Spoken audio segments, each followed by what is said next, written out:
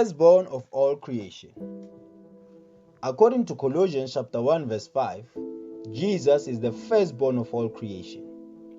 When reading this together with verses such as Hebrews chapter 1 verse 5, for to which of the angels did he ever say, "You are my son, today I have begotten you"? And again, "I will be a father to him, and he shall be to me a son."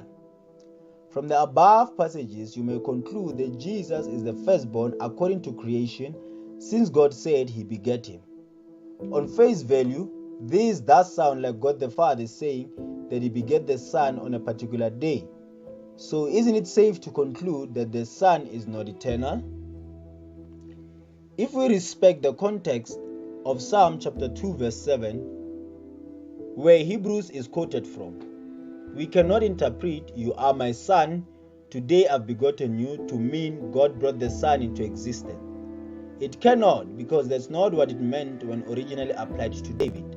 Rather, it was God's proclamation that he had established the reign of his anointed Messiah King as it meant for David. Note, David was already born, but God said, "Today I have begotten you." There's another Greek phrase used in passages such as John chapter 3 verse 16 for only begotten, which is monogenes. This word is variously translated as only, one and only begotten. Monogenes has two primary definitions. The first one means being the only one of its kind within a specific relationship. This is its meaning in Hebrews chapter 11 verse 17, when the writer refers to Isaac as Abraham's only begotten son.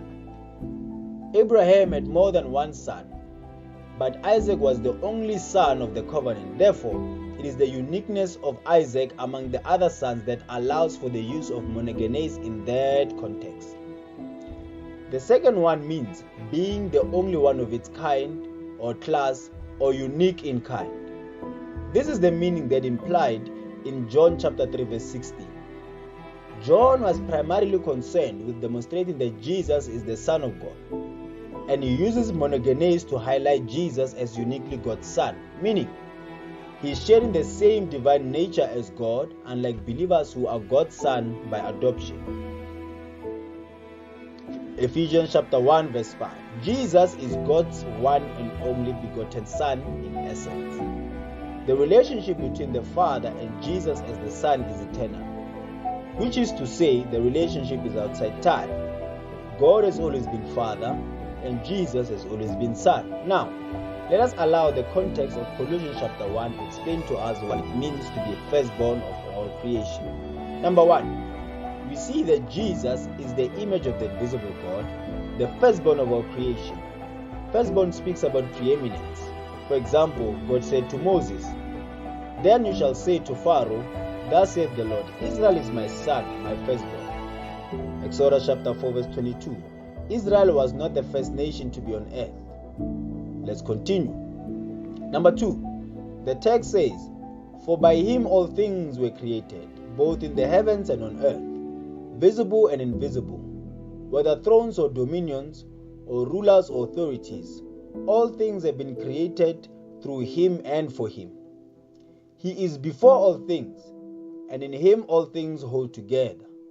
He is also head of the body, the church, and he is the beginning, the firstborn from the dead, so that he himself will come to a first place in everything. For it was the Father's good pleasure for all the fullness to dwell in him." Colossians chapter 1 verse 15 to 19. The firstborn therefore has nothing to do with biological position, but one who has preeminence, superiority, or surpassing all. All things came into being through him, and apart from him, nothing came into being that has come into being.